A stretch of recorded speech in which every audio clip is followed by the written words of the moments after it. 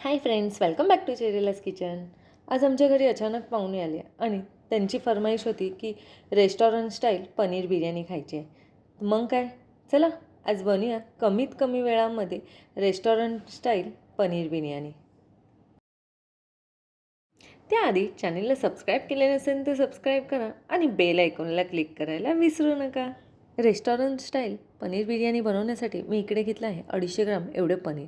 त्यामध्येच ॲड केले आहे मसाले. तर 1 चमचा लाल तिखट, 1 चमचा गरम मसाला, पाव चमचा आपल्याला हळद घ्यायची आहे, अर्धा चमचा धने पावडर घेऊया, 2 चमचे इकडे मी आलं, लसूण, मिरची आणि कोथिंबीरची पेस्ट करून घेतली आहे.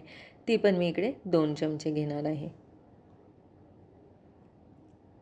आता ह्याला यामध्येच ॲड करूयात चवीनुसार मीठ आणि आपल्याला दही लागणार आहे. तर मी इकडे 4 चमचे एवढं दही घेतलं आहे. दह्याचे प्रमाण थोडेसे वरखाली झाले तरी चालेल. तर 4 चमचे मी दही घेतलं आहे आणि यामध्ये आपल्याला फ्राय केलेला कांदा पण ॲड करायचा आहे. मी हा कांदा उभा चिरून मीडियम टू लो गॅसवर कांदा फ्राय करून घेतला आहे. आता हा कांदा पण आपण थोडासा यामध्ये ॲड करणार आहे. सर्व ॲड करून आता हे आपण व्यवस्थित मॅरिनेट करणार आहोत. त्याआधी आपल्याला हे पूर्ण पनीरला हा मसाला लावून घ्यायचा आहे. हलक्या हाताने आपल्याला सर्व मसाला पनीरला लावून घ्यायचा आहे याप्रमाणे. आता याला आपण 10 ते 15 मिनटं असेच मॅरिनेट व्हायला ठेवून देऊया. पनीर मॅरिनेट होतं तोपर्यंत आपण भात शिजवून घेऊया. त्यासाठी मी इकडे बासमती तांदूळ घेतला आहे. तुम्ही कोणताही बासमती तांदूळ घेऊ शकता. हा तांदूळ मी 2 ते 3 पाण्याने धुवून 10 मिनटं ह्याला भिजत ठेवला होता. मी इकडे अर्धा किलो बासमती तांदूळ घेतला आहे. आता या तांदळाला आपल्याला उकळून घ्यायचं आहे. त्यासाठी मी जेवढा तांदूळ आहे त्याच्यापेक्षा थोडंसं कमी पाणी घेतलं आहे.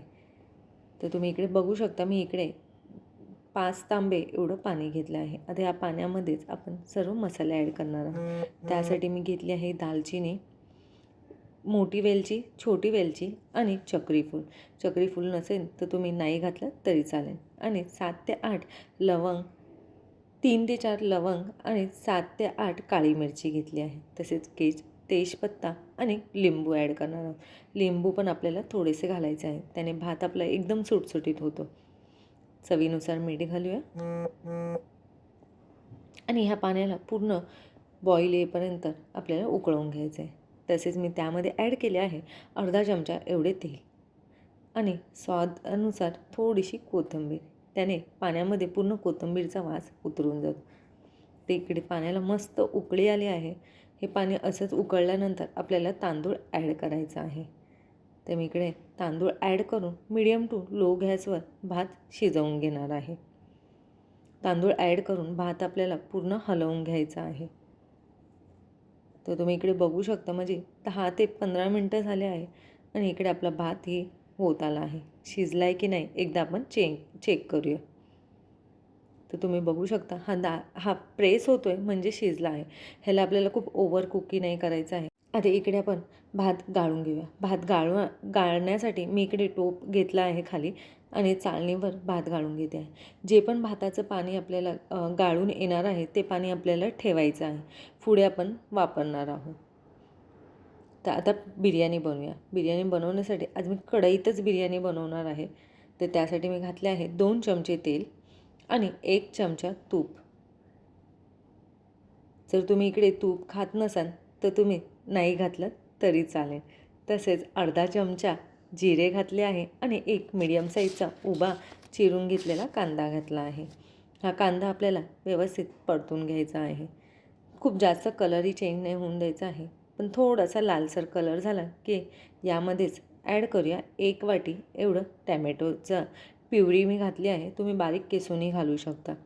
तर हे माझे मीडियम साईजचे 2 टॅमॅटो होते. टॅमॅटो ही आपण 3 ते 4 मिनटं असेच भाजून घेऊया. तिकडे 3 ते 4 मिनटं झाले आहे आणि टॅमॅटोही आपला मस्त भाजला आहे. आता यामध्ये मॅरिनेट करून ठेवलेलं पनीर ही आपण ॲड करूया आणि पनीरही आपण भाजून घेऊया. तर या प्रकारे ह्याला असे मिक्स करून घ्यायचे आहे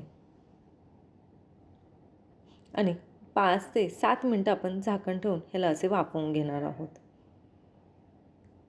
तर इकडे आपले 5 ते 7 मिनटं झाली आहे. आता आपण पनीर एकदा बघून घेऊ. हा मस्त खमंग सुटला आहे. तर इकडे आपली पनीर मसाला पूर्ण रेडी झाला आहे. हा तुम्ही भाजी म्हणूनही खाऊ शकता. जोगसपाट. आता आपण भात बनवूया. तर यासाठी मी पनीर मसाला थोडासा एका भांड्यामध्ये काढून घेते, कारण की मी 2 लेयर लावणार आहे. त्यासाठी मी थोडासा काढून घेतला आहे. तर कढईतच लेयर लावणार आहे मी आज. तर खाली थोडंसं पनीर आणि मसाला ठेवला आहे. आता याच्यावरच आपण अर्धा भात लावून घेणार आहोत या प्रकारे.